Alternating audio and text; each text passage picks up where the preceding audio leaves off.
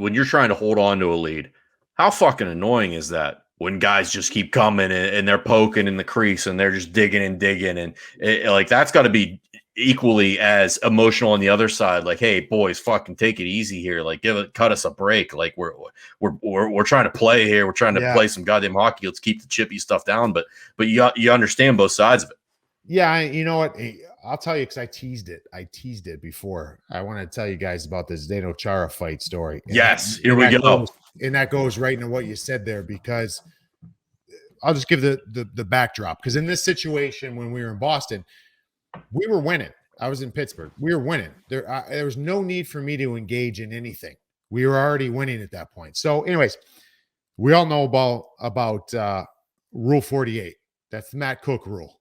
Matt Cook, blindside hit, Mark Savard. Mark Savard was never the same. And it sucked. I was on Pittsburgh when that happened, and it sucked seeing that. It was awful. But our first game going back to Boston after that, we're going in there, and we're traveling with extra security. The team's bringing extra security on this trip to Boston for Cookie.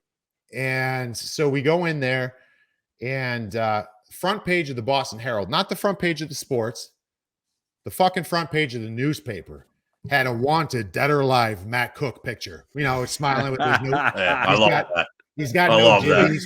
that. So we go into the game at TD Garden, and so we're sitting there and we're getting ready to go out, for the game to start. We already had warm-ups, and during warm-ups, Billy Guerin and Mark Recchi met at center ice, and Rex says to Billy Guerin, "How are we going to do this?"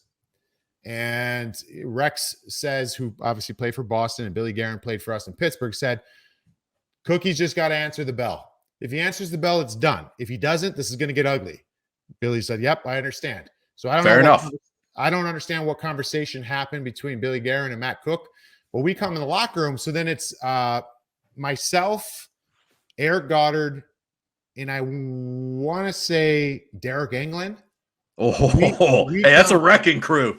So we come walking up, but that was the Big Bad Bruins team, right? So that was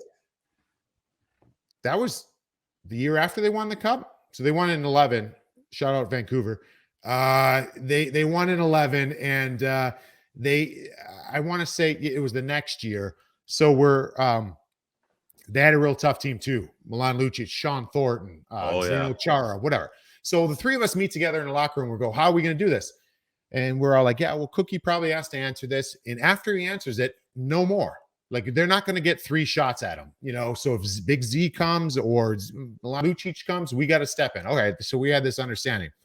So we're playing the game right away. First shift, Sean Thornton, Matt Cook, Cookie squares up, fights, took a couple lumps, but you give him credit for standing up. He answered it, and it seemed to be done.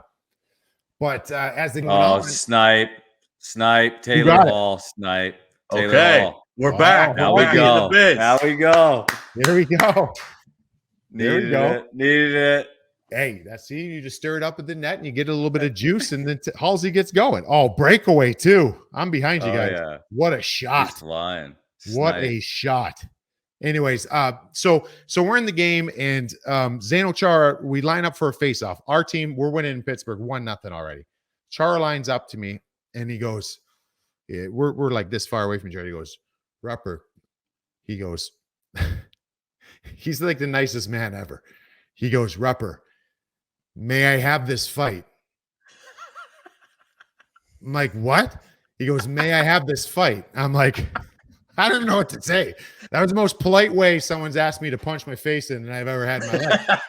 So I'm like, well, Z, I'm like, it's 1-0 for us right now. It's the first period still. So I'll give it to you, man. I get it. You're the captain. You want to show you're not happy with what happened, and I get it. I'll give it to you in the third period, but nothing now. I understand. Okay, whatever, blah, blah, blah. We start playing. The next shift, I get out there with him. "Rupper, what do you say now?" I go, "Z, I told you, third period, man. It's like nothing's fucking changed since the last time we talked." So I tell him again. He still plays like, "I got it. I understand, whatever." So we end up, I think, getting one or two more goals. So now it's 3-0. Ensuing face-off after we get our third goal. And I'm like, now I'm going to have to fucking answer this because the game's starting to get it out there. So I line up taking the draw, center ice.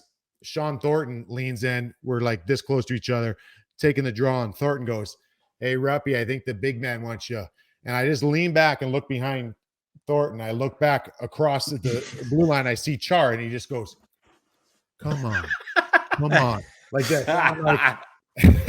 And I'm like, fine. So I dropped the gloves to square off, and it was the worst decision I've ever made. Oh, you're going man. in there, dude. Like, I've never had to have a fight where I was outsized like that, right? Like, I'm coming in, and I'm. How tall are you? How tall are you? I'm 6'5". He's 6'9". Jesus. And so I'm coming in, and I'm trying to grab, and my reach has always been a huge advantage of mine. I felt like I can fight. I wasn't going to win every fight, but I felt like I can protect myself in any fight because of my reach. So I'm coming in to grab him. And it's like the closer I'm getting to him, his hand is right here, like his grab hand, but his head is like fucking way back there. So I'm like a giraffe. I'm like coming in like this. And I'm like, dude, what am I supposed to do here? And I threw my first punch. My first punch hit his elbow. Like, so I hit the inside of his elbow with my punch. I'm like, oh, I'm done. Like, I'm not even gonna throw a punch the rest of the time. And so he threw a few. He beat me for sure, but I was able to save a little bit of my face. And then we were on the ice, and he was on top of me, getting up, and he goes, "Thank you very much. I appreciate that." He's like, that was very, very respectful thing to do. Like, the most polite man I've ever met in my life. And I'm like, wow, that was an experience. The Big Z, he's so polite, it's scary, but man, he can mess some people up. And what an absolute animal. Like, that's like the Andre the Giant stories you hear about wrestling, where he was the biggest, baddest guy in the country, in the world at the time, and he was the most respectful. Like, he was going to take care of it because he knew at any second, if he wanted to, he could absolutely crush you. That's fucking hilarious. And that's it with him. Like, Z, the way that Z plays the game, he's not dirty at all. He understands, and he's got a little snap in him. We've seen that. He understands, like, if I want to do something, no one's really going to be able to stop me. And it's, man, he's still getting it done, man. I love seeing that he's still in the league.